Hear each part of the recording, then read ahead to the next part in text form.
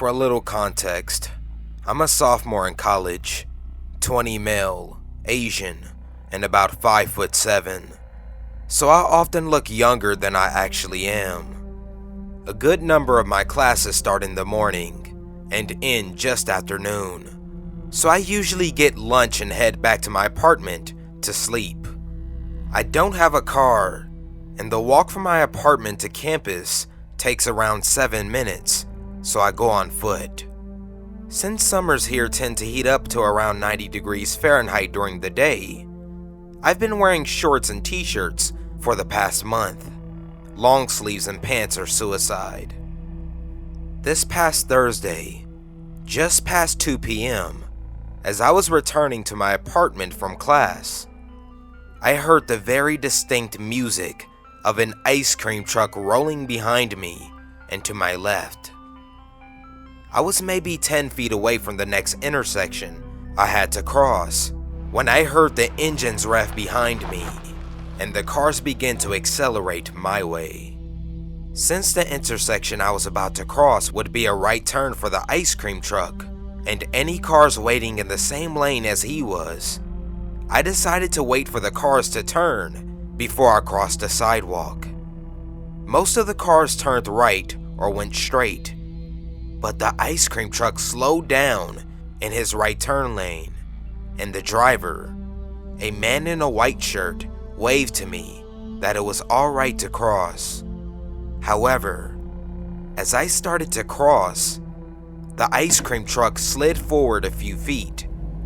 Not wishing to be run over, I stopped dead in my tracks and moved to a fair distance from the curb and motioned for the driver to go forward. The driver gave me a look halfway between a smile and a grimace, and then turned right and went on his way down the street.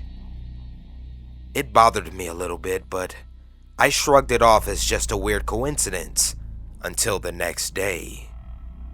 Friday, 10 a.m., while heading towards campus on foot, I noticed the very same ice cream truck parked at the exact curb where I had crossed last time.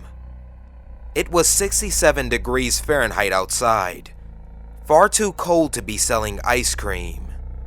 The truck's music was turned off, and it didn't look like anyone was in it. Still, I walked on the far edge of the sidewalk to keep as much distance as I could from the truck, which had no brand name and a barely attached license plate, while keeping my eyes wandering near the truck to track any movement. The truck was backed a short distance from the right turn lane, just enough that one car could bypass the truck to turn right, but as close to the intersection as possible. On my way back from class, I tried to clear it up to myself as the possibility of the ice cream man selling route. After all, I'd heard the ice cream truck around the area at different times within the past week, and I hadn't encountered the ice cream man before. It could just be that he was taking a lunch break at 10 a.m.? Oh sure, that made sense. When I reached the intersection, the ice cream truck's parking lights were on, but it was not playing music. The driver, wearing his white shirt, called out, "Hey cutie, want some ice cream?" Was he talking to me? Odd way to greet a guy. Creepy way to greet the girl he mistakenly thought I was. I looked both ways and crossed the street, then heard the ice cream truck quietly roll up behind me on the road. "You got some nice legs. You want some candy, darling?" I responded flatly. "Lactose intolerant, and I'm a guy." "Well, you got a nice ass for a little boy. Come here and you can bite down on my churro." I winced, bit my lip, and walked faster down the street. As I scanned the area around me, he caught my eye and beckoned. I continued walking on the edge of the sidewalk, furthest from the street, noting that 1, I was the only person on the entire street for the next 2 blocks. 2, and there were no students waiting at the edge of the campus that could see down the street I was on. "I'll give you waffle cones for free. You just have to come here and I'll pour syrup on your icy." "Hey, get over here, damn it!" My gut clenched. The hair on the back of my neck tingled, and I felt some sort of primal alarm. "Get out of here. Go, go, go." I sprinted for my apartment, covering the first block in seconds, while I heard the ice cream truck rev up behind me. I was almost run over by a Ram truck at the next intersection, controlled by stop signs. But the angry Ram driver's acceleration bought me time, as it almost collided with the ice cream truck, and both vehicles swerved.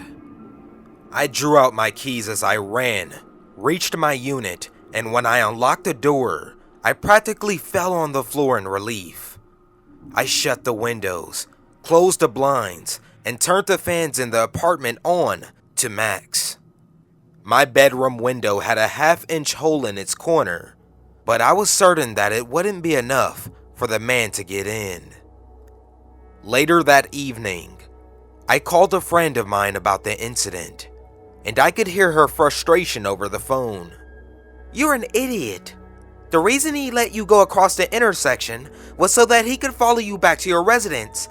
Now he knows where you live. Don't go outside." Well, crap. Saturday morning was spent with the windows closed, me always on edge, and the fans turned up to the maximum. Every little sound scared the shit out of me, from slamming doors upstairs to kids laughing outside. Then, around 4:30 p.m., I heard the ice cream truck's music echo from a nearby street, then fade away.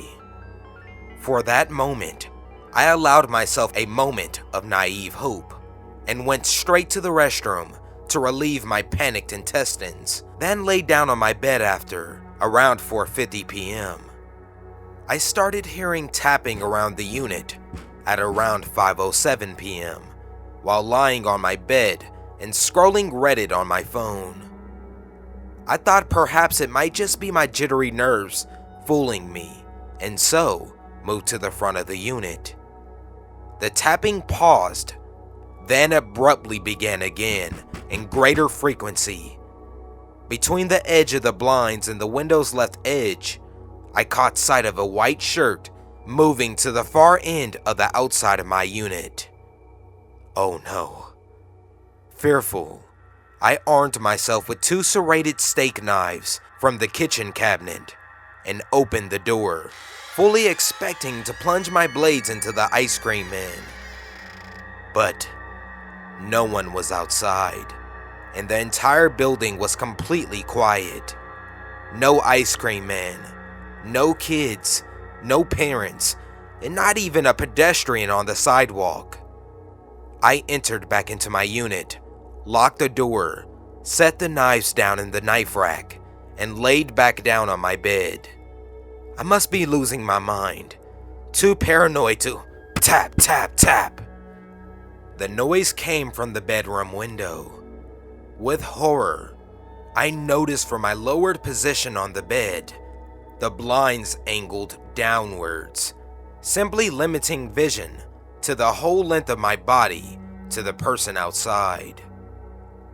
I heard several grunts of exertion, not the sound a person makes when lifting something, rather, splat.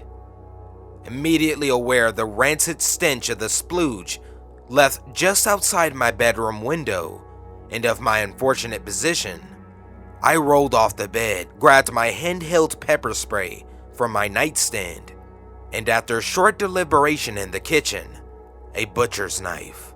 As I rushed out the door and around the back of my unit, I saw the man waddle away as fast as he could, pants gathered around his knees.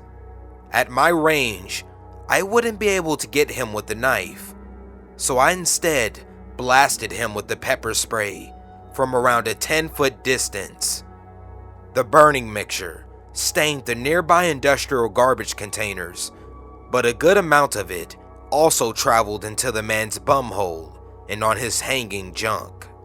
With a screech more animalistic than man, he painfully stumbled to his truck and sped away, legs pinched together over each other like the closed blades of a scissor. I spent the rest of the day stuffing the corner of the bedroom window with medical gauze to block out the stench.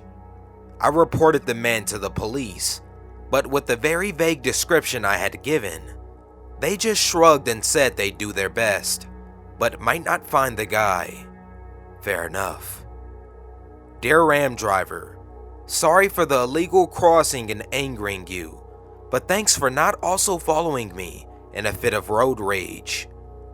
Dear Ice Cream Man, a curse upon you.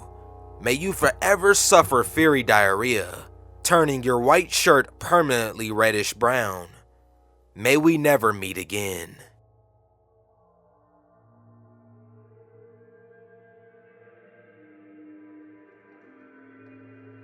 This isn't a long story and doesn't have a particularly climatic ending, but here it goes. So my boyfriend and I were visiting a few friends in Richmond, Virginia. We went with another couple and decided to get an Airbnb. The other couple that we went with picked out the Airbnb, but they hadn't really been in Richmond, Virginia before. So the place they picked was about 15 to 20 minutes outside the city center. Bit of a pain in the ass, but not a big deal. The neighborhood was nice, and the house was okay. When we got to the house, it seemed really... I can't really describe it. It was nice enough, and we were only staying a weekend, and the owner left us some banana bread. But there was just this odd vibe to it. A bit of a creepy vibe. For example, when I put our stuff in our bedroom, I opened up the closet, and there was nothing in it but a chair. Not like a fold-up chair, but like a small child's chair, facing the bed from the closet. No hangers, no other linens, no towels. Just a small chair in an empty closet. I know that reading it doesn't sound creepy, but I promise you, it was weird. I brushed it off and we decided to settle in, and then go and meet up with some friends from the city. Day turned into night. We all had a bit to drink and decided to call it an evening at around 1:30 a.m. The four of us head back to the house and went to bed. Usually, when I drink, there is nothing in the world that will wake me up. My head hits the pillow, and that is where I will remain until the sun comes up. So I don't know why it didn't happen this particular night. Maybe it was the feel of the house. But I woke up at around 3 a.m. to a quiet giggle. Like a grown man giggle. I thought maybe my boyfriend was just giggling in his sleep. But then the giggling started getting louder, and it sounded like it was coming from outside our window. The window was located behind the bed and above our heads, so I quietly snuck up to see if I could see anything. Nothing. There was no one out there, but it went quiet. The giggling had stopped, so I was about to just go back to sleep. But then, it started back up again. This time, I knew it wasn't my boyfriend, and I knew it wasn't the other couple. The giggling grew louder and louder until it was just full-blown hysterical laughter. Right outside our window at 3 a.m. I felt my boyfriend's hand clench mine. I didn't even know he was awake. I asked him, "Did you bring your gun?" "No, but I have my knife." He asked if I saw anything out there, and I said no. The laughing stopped after about 15 minutes. We stayed up till about 4 a.m., looking outside the window, making sure that laughter didn't come back. We finally went back to sleep. When we woke up the next morning, we asked the other couple if they had heard anything, and they said no. In fact, they thought we were crazy. One of them suggested that I dreamt it. But how did my boyfriend and I both dream that there was some random person laughing their heads off outside our bedroom window? I can't tell what's creepier, to be honest. The fact that we heard that at 3 a.m. in this creepy house right next to our window, or that when we looked outside, there was no one there. I guess you can chalk it up to not being able to see it, to maybe this person being directly under our window. But why would someone do that? Why would someone just stay for 15 minutes outside of a house, giggling and laughing, and then just leave? Nothing happened after that. We went back home. But to this day, my boyfriend and I still bring it up as one of the creepiest things to ever happen to us. So, to the random dude laughing outside the bedroom window at 3 a.m., let's never meet.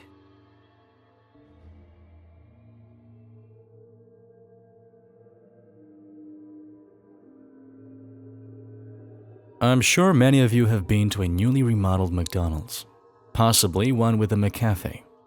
But have you ever looked up why they started remodeling the restaurants in the first place? The first McCafe in the States popped up in Chicago back in May 2001. That was just the beginning. Now, over the last 5 years, McDonald's has taken to remodeling every single restaurant in America. Most of you might even be asking yourself how long it's been since you last stepped foot in an old McDonald's. Ask anyone who's done some market research, and you'll hear something strange. McDonald's loses money on the process. It's a fact. The new furniture isn't pulling new customers, and the McCafes can't sell coffee that cheap and turn a profit. Look at Starbucks prices, and you'll see what I mean. Stakeholders say they want a more adult vibe to the restaurant, a classier look for a classier America. Wrong answer. Google it right now. What's McDonald's target age group? It's children and teens. It always has been. So then why did they start all these remodels? Why would one of the largest corporations in America spend over $1 billion on a terrible marketing strategy? That's where things get interesting. Let's start with the play places. If you can remember, almost no two play places at McDonald's were identical. Some of them were really fun. I know I had a few favorites. Well, some of them were also really dangerous. The first gem I could find was a carousel play place in Lancaster, Pennsylvania, back in the 1980s that got shut down mere months after opening. Little information was given about why they closed. The lot has been vacant ever since. If you find the right connections in Lancaster, though, you just might be able to read an article that didn't make it into print. Children would play on the merry-go-round in ways they weren't supposed to, you see. They're kids, so of course they would. Well, one day a few kids managed to crawl underneath the thing, but then they never made it back out. The whole incident was so heavily guarded by McDonald's PR, you'd be troubled to find a single person that was even there that whole afternoon. The only witness anyone could find had this to say. When they went under, a few parents started calling for help. Then something happened to the lights. The carousel kept getting brighter and the music was deafening. I ran out of the building when the machine started to smoke, but I looked back through the window to see if the kids were alright, and the employees were just standing there behind the registers. They looked like they were still waiting for customers. Weirder and weirder stories pick up from there through the years. Reports of children sinking into ball pits that should only be a foot deep. Mothers searching play tubes for their kids only to find a lonely pair of shoes. But the play places held a mere fraction of these incidents.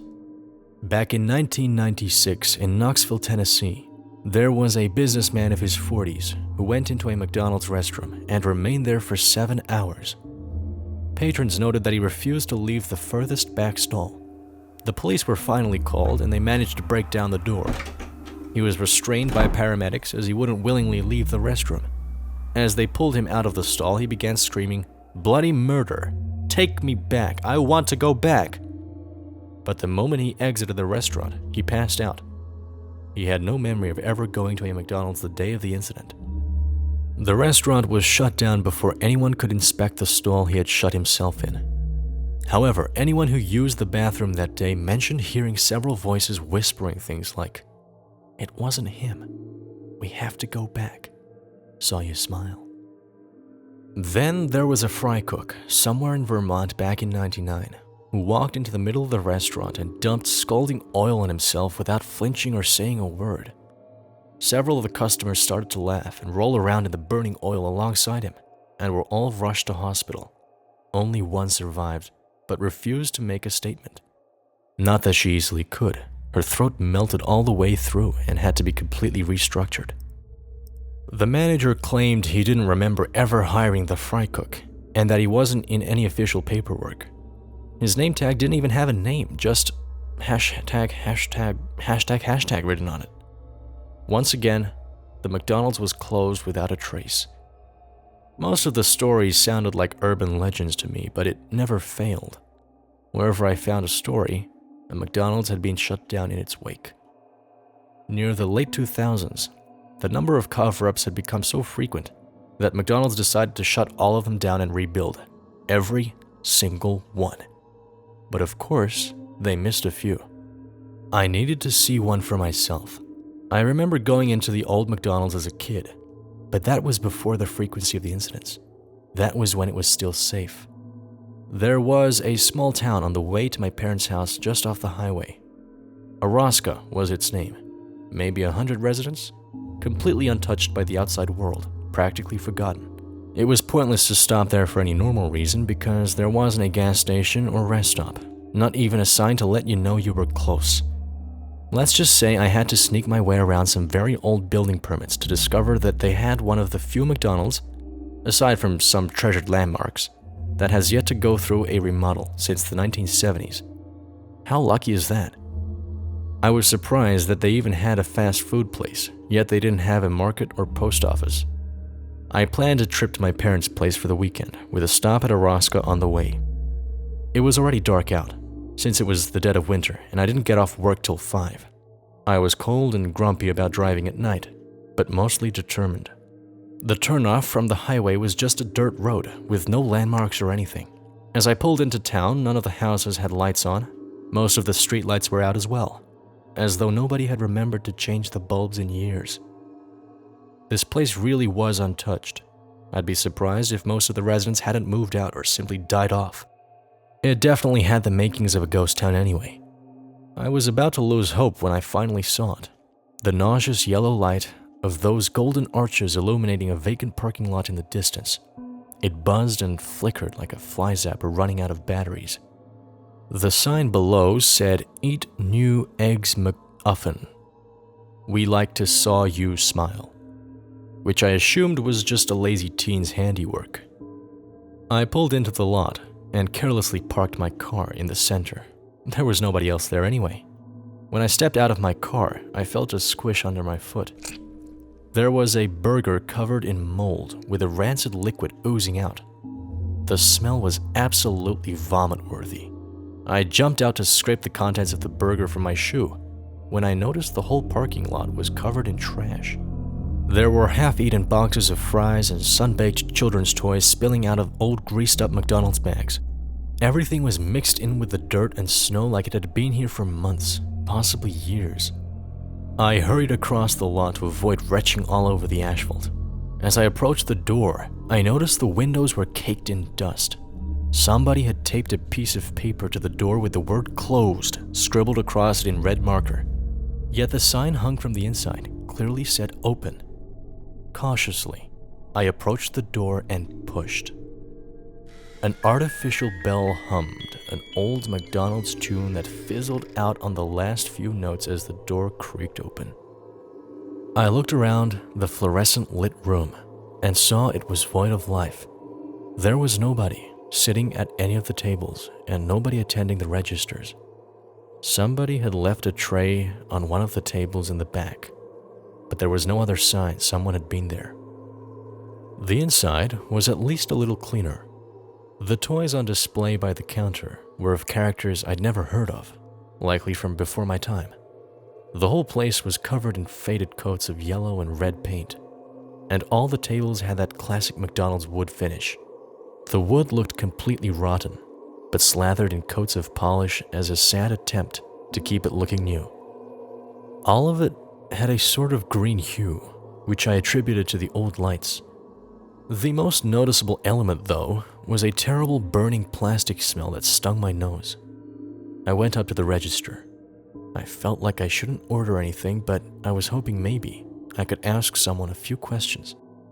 I waited for a good 15 minutes in silence. I shouted hello with only a muted echo for a response.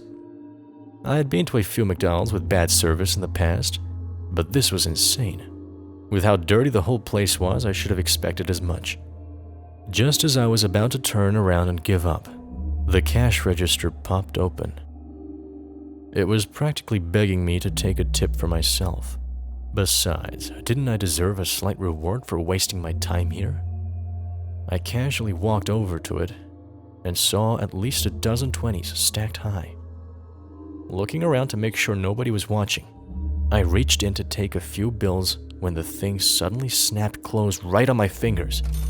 The metal dug deep into my flesh, leaving a dark trail of blood down the side of the counter. I yelped in pain. Behind the counter, at the other end of the grill, was a first aid kit hanging on the wall.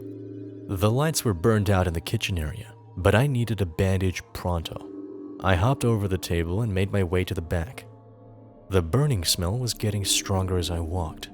I noticed the grill was covered in a thick layer of grease, completely unsuitable for cooking. I passed by the frying station and the oil was filled to the top with maggots. I quickened my walk to the first aid, hoping to get patched up and out of there as soon as possible. I was starting to realize that this restaurant definitely wasn't open for business anymore, and I probably shouldn't have entered it in the first place. I opened up the first aid kit and had to swallow some vomit. A cloud of mold burst out from it in every direction, followed by the same bubbling black ooze that was on the burger outside. I started coughing and waving my hands in the air to clear the mold dust floating around. The same bell I heard playing that McDonald's tune started up again as I steadied myself. I assumed it was broken like the rest of this dump. I looked back toward the counter and noticed everything seemed farther away. I must have been disoriented from losing blood and that awful smell. I looked down at my hand to see how bad the wound was, and my eyes widened. There was no wound on my hand at all. I rushed back toward the counter in panic when something under the stove caught my foot and I fell. In the darkness, my eyes started to adjust and I saw the outline of a body. Somebody was under there. Maybe they were unconscious and needed help.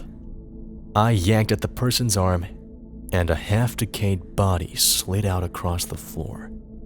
They were wearing a McDonald's employee shirt with a name tag that read #######. Their mouth was contorted into a sickening grin, but their eyes were screaming.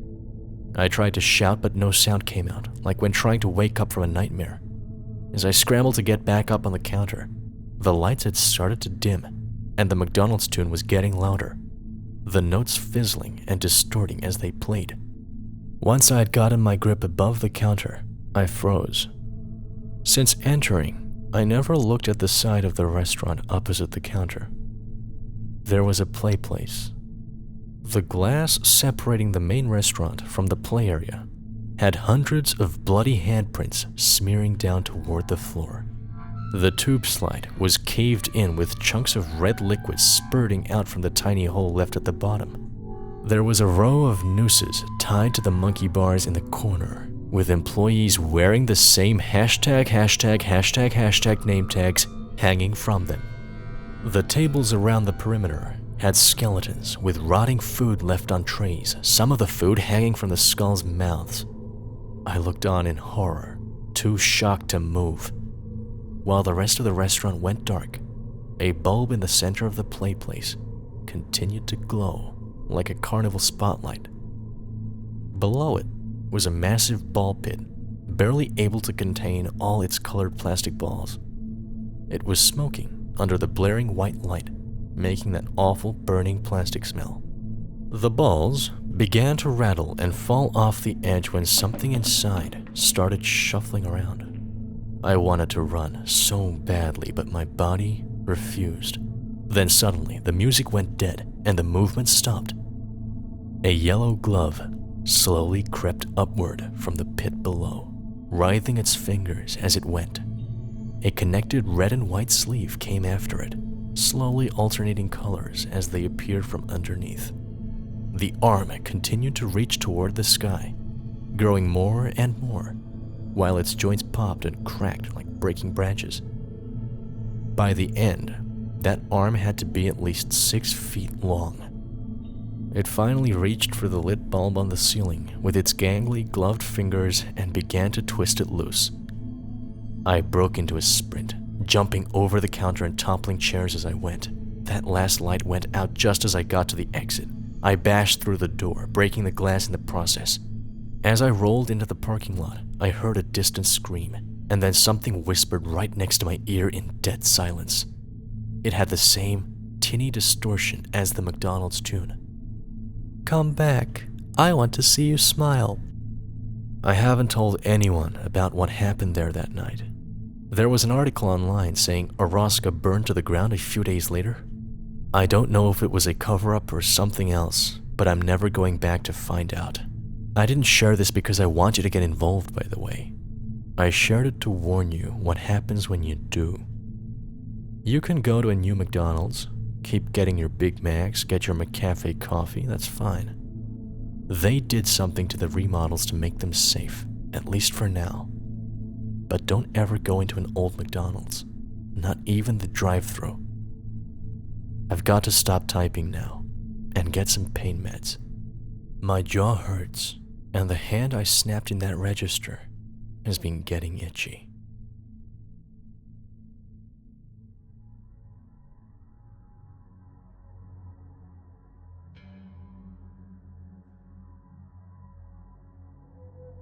I have been roofied 3 times. Once in high school, and twice when I was in college. I am no stranger to the effects of being drugged, and it's a brutal experience as a whole. My worst was my 3rd and hopefully last. At the time, I was about 22 years old and finishing up college, and I was using Tinder and had met a few folks where we had chatted, had gone on some dates, but nothing really serious. This one week, I had 2 dates planned. The first one on Friday with the EMT for sushi and drinks downtown, and the second to the state fair on Sunday. Come Friday, I ironically had left a note for my roommate at the time with the EMT Tinder guy's name, his Facebook info, and general information because of my hyper-paranoia. He picked me up and we went to sushi. First and foremost, this had to be one of the rudest men I have ever encountered. I am talking yelling at waitstaff, complaining about everything, and being a general dickhole. I was completely over any interest in a guy almost immediately. But I didn't want to be the date dash kind of person. So I finished my beverage, excused myself to the bathroom, and sent a mass text to some friends about meeting up downtown so they could save me from him. A pair of friends already planning to go out agreed to meet me out. In the meantime, Asshat and I go to a local bar to grab a beer. I buy us 2 bottles, trying to be smart here having been roofied before, and don't let it leave my sight. We drink them, and he, of course, continues to be a douche. Eventually, he asks if we want to go somewhere else. Since it was getting close to the time my friends said they were going to meet me, I suggested the spot where the save was going to go down. We walk there, burning off the 2.5 rolls of sushi I ate, 1 margarita at dinner, and 1 beer from the last place. Now keep that in mind, as I am not a lightweight, and at 5'8" and 135 pounds, I can handle my drinks, especially when spread out over a course of about 3 or so hours. We arrive at the bar and get another drink. I ordered a vodka soda and he a beer. We go and sit at the table, positioned so I can see the front door, and sort of chat as I am really trying not to say something rude as fuck to him for the way he treated people at the restaurant and more. Finally, my friends walk in and I jump up and call their names. Thank God they're here. They walk over and say, hey.